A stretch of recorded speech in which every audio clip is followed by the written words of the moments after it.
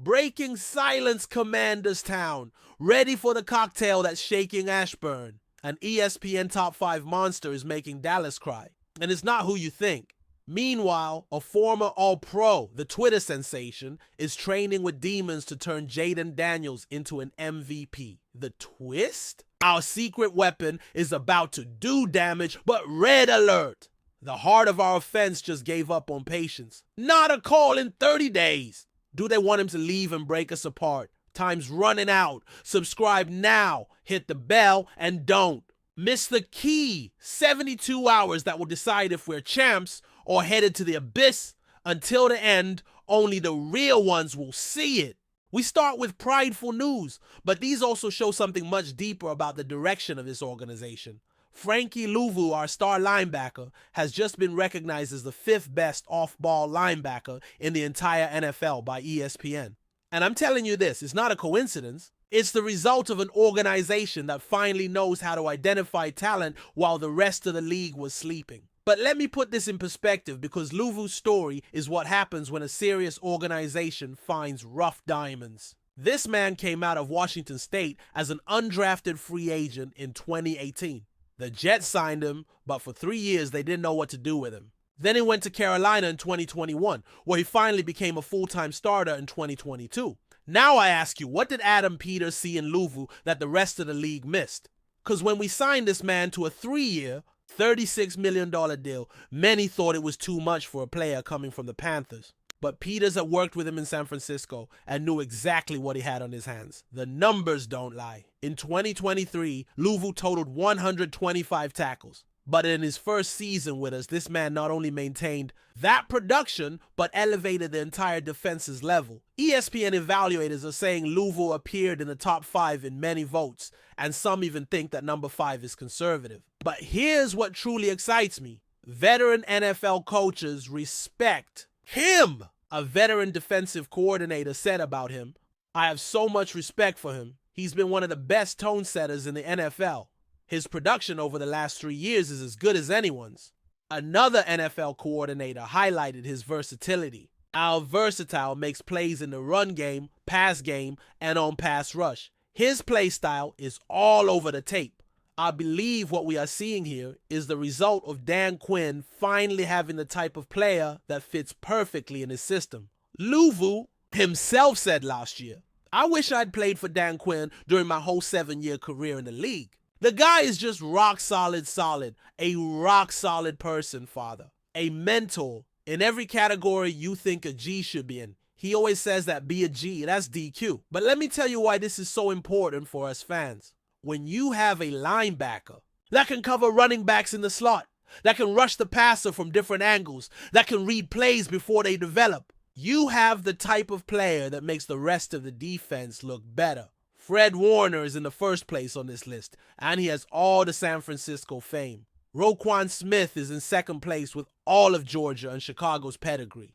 Zach Bound is third after his explosive year with Philadelphia. Nick Bolton is fourth with Kansas City and all those Super Bowl rings. But I tell you this, Louvu is producing at the same level as all these names, and he's doing it with less media noise. That tells me that when playoffs time comes, when teams have to specifically game plan against us, they will have to allocate extra resources to neutralize this man. And here's the context that many don't understand. Dan Quinn's defense works. When you have linebackers that can do multiple things, it's not just about tackles. It's about creating pre-snap confusion. It's about covering and rushing on the same play. It's about being the brain that communicates responsibilities to the rest of the unit. Now I ask you, what does this mean for our 2025 season? It means that when teams like Dallas, Philadelphia, and New York have to prepare to play against us, they'll have to spend extra practice time just to figure out where Louvu will be on each play. And the more time they have to spend preparing for our defense, the less time they have to prepare to attack our offense. This is the difference between having good players and having game-changing players. Louvu isn't just good. He's the kind of player that makes rival offensive coordinators lose sleep. And when you have that combined with the rest of our defense, you have something special. Now we go to news that has me excited, and I believe will be one of the biggest stories of the 2025 season. Deebo Samuel is working obsessively to silence all the critics who said he was out of shape. And I tell you this, the fire that has been ignited under this man will greatly benefit the Commanders. But first, let me provide some context on what really happened, because the narrative created around Samuel was completely unfair. Remember the controversy during the mandatory minicamp? A clip went viral and was taken completely out of context. Social media exploded with criticism about his physical condition, with people saying he was out of shape and that the Commanders had made a mistake by acquiring him. But here's what the critics didn't mention. Dan Quinn was praising his explosiveness and speed during his perfect transition to the new environment. The coaches working with him every day could see what Twitter fans couldn't. Samuel was in the process of adapting to a new system, not out of shape. Now I ask you, what happens when you take a player who was all-pro in 2021, who was instrumental in leading San Francisco to an NFC championship in 2022, who has proven he can be dominant both as a receiver and a runner, and put him in a situation where he feels he has something to prove? I think you get something special. Samuel's numbers speak for themselves. In 2021, he had 77 receptions for 1,405 yards and 6 touchdowns, plus 365 rushing yards and 8 rushing touchdowns. In 2022, he had 56 receptions for 632 yards and 2 touchdowns, plus 247 rushing yards and 3 rushing touchdowns. But this was in a season marred by injuries. Last year in San Francisco, he had 60 receptions for 892 yards and 7 touchdowns. Solid numbers, but not the numbers of a player giving it all. And I think that exactly is what the Commanders were betting on when they decided to acquire him. Adam Peters, who worked with Samuel in San Francisco, knew exactly what this player could do when motivated. Peters had first-hand experience of how Samuel could completely change the dynamic of an offense when committed, but Deebo didn't sit still after all the criticism. This man has been working tirelessly throughout the offseason before training camp. He has spent considerable time with the respected receivers coach Route God. And let me tell you something about Route God. He's no ordinary coach. He's the kind who has worked with some of the best receivers in the NFL. The recent training videos of Samuel are impressive. I see him running routes with precision he hadn't shown in months. I see him moving with the agility that once made him one of the most feared receivers in the league. I see him making the explosive cuts that used to break defensive backs. Now I ask you, what does this mean for Cliff Kingsbury's offense? It means we're going to have a weapon that can line up in any position. Samuel can play in the slot. He can play outside. He can play in the backfield as a running back. He can even take snaps as a wildcat quarterback. But here's what truly excites me: the chemistry he can develop with Jaden Daniels. Daniels is the type of quarterback who can maximize Samuel's talent because he uses his mobility to create improvised opportunities. And Samuel is the type of receiver who can separate when plays break down. The most recent clips of Samuel's training show a player who looks sharp, agile, and ready to run from day one. But more importantly, they show a player with something to prove. And let me tell you this, Samuel is using his critics as an extra source of motivation. Let me explain this man's mentality. He was discarded by the Niners after being a key piece to their success. He was criticized by media sectors that said he was finished. He was overlooked in conversations about the league's most prolific playmakers. And now he wants to remind everyone exactly who he is. I believe this is the perfect situation for a player like Samuel. He's in a team that just reached the NFC championship, with a young quarterback hungry for success, with an offensive coordinator who knows how to use versatile receivers, and with something to prove. And here's the context many don't understand. When you have Terry McLaurin as your number one receiver, Samuel won't have to bear the entire offensive responsibility. He'll be able to work in favorable matchups. He'll be able to do what he does best without the pressure of being the main focus of opposing defenses. Whether things got stale or Samuel became complacent during his last year in San Francisco is up for debate. But what's not up for discussion is his unparalleled desire to ensure the Commanders get a big return on their investment. And with only 1 year left on his contract, Samuel knows this is his chance to prove he's still in his prime and deserves another big contract. And here we come to the news that has all fans worried, and rightly so. Terry McLaurin, our star receiver, the heart and soul of this offense, has just dropped a bomb about his contract negotiations that could completely change the future of this organization. And I tell you this, if we don't resolve this situation immediately, we could be seeing the beginning of the end of our competitive window. McLaurin was brutally honest on Tuesday when he told reporters, "I've been pretty frustrated, I'm not going to lie." These words coming from a player who has always been professional, who has never caused drama, who has been the model of consistency and leadership should make the entire organization stop and pay attention. But here's the part that truly concerns me and should concern all fans. According to David Aldridge of The Athletic, McLaurin revealed he hasn't talked to team officials about an extension in over a month. A month? Are we serious here? Let me put this into perspective. Terry McLaurin is the kind of player who shows up every day, never misses practice, works harder than any other player on the team. He's been our #1 receiver for 5 consecutive seasons. He's produced with terrible quarterbacks, mediocre quarterbacks, and finally with a franchise quarterback. Now I ask you, how is it possible for this organization to let over a month pass without communicating with the best receiver in the franchise? How is it possible there hasn't been a single conversation about the future of a player who has been the face of this offense for years? McLaurin is entering the last year of a 3-year, $68.4 million extension with $28 million guaranteed that he signed in June 2022.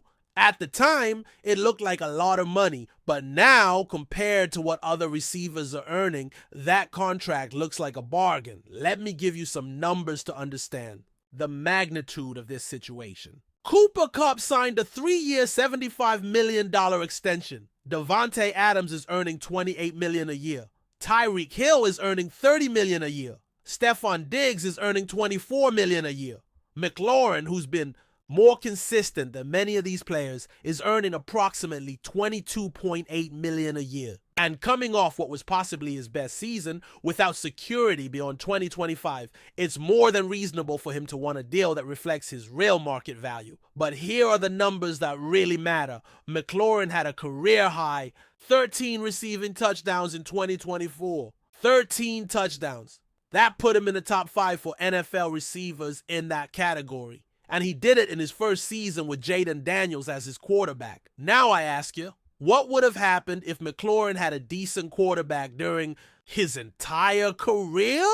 His lifetime numbers are already impressive. 381 receptions for 5,640 yards and 31 touchdowns in just 5 seasons. But these numbers are even more impressive considering most of those touchdowns came with quarterbacks like Dwayne Haskins, Taylor Heinicke, and Carson Wentz. Entering his 30th season, this is likely McLaurin's last opportunity to get a massive contract before age starts affecting his market value. And if we lose Terry McLaurin due to poor negotiations after finally having a franchise quarterback and a competitive team, it would be one of the greatest tragedies in this organization's history. But let me explain why this is so imperative for the Commanders. McLaurin isn't just our best receiver, he's the leader of our receiving room. He's the veteran teaching the young ones how to be professionals. He's the player Jaden Daniels looks for when he needs to make a big play.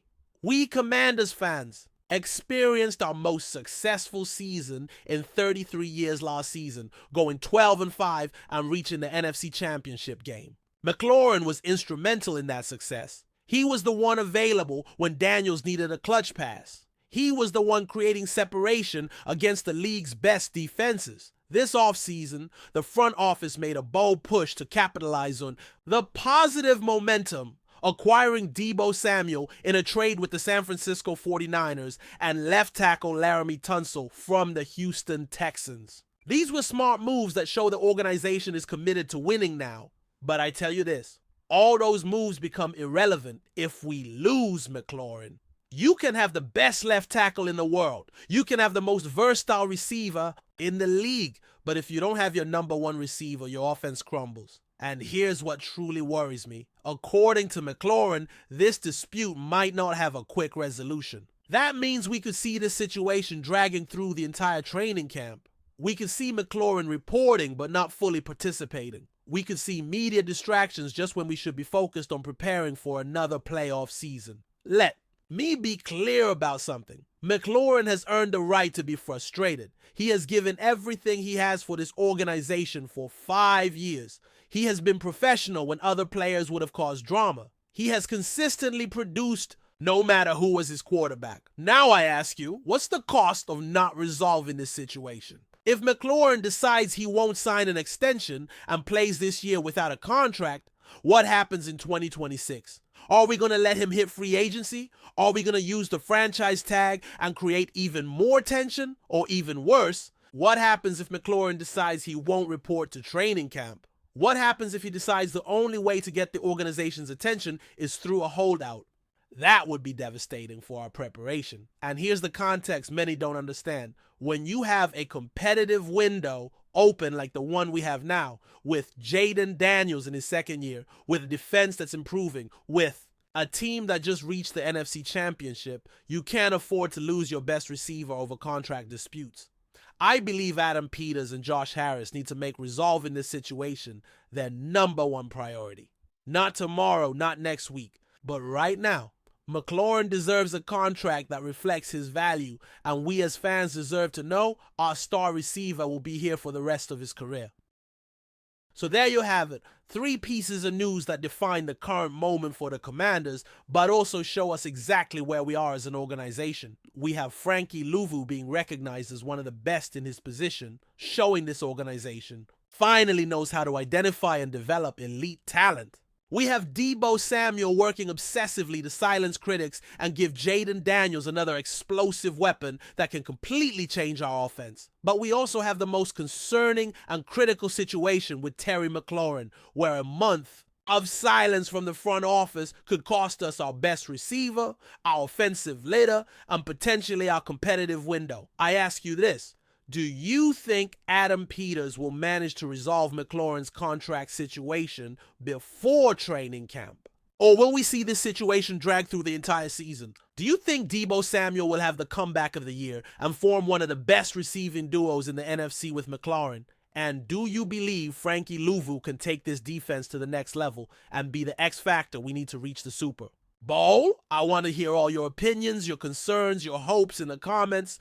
This is our Commanders family, and together we will follow every move, every decision, every play of this organization. If you haven't subscribed yet, now is the perfect time to join the most passionate and best informed community of Commanders fans on YouTube. Like this video if you enjoyed the deep analysis, share it with other fans that need to stay up to date with these crucial news, and make sure to activate notifications so you won't miss any important updates on McLaurin's situation and everything happening in Ashburn.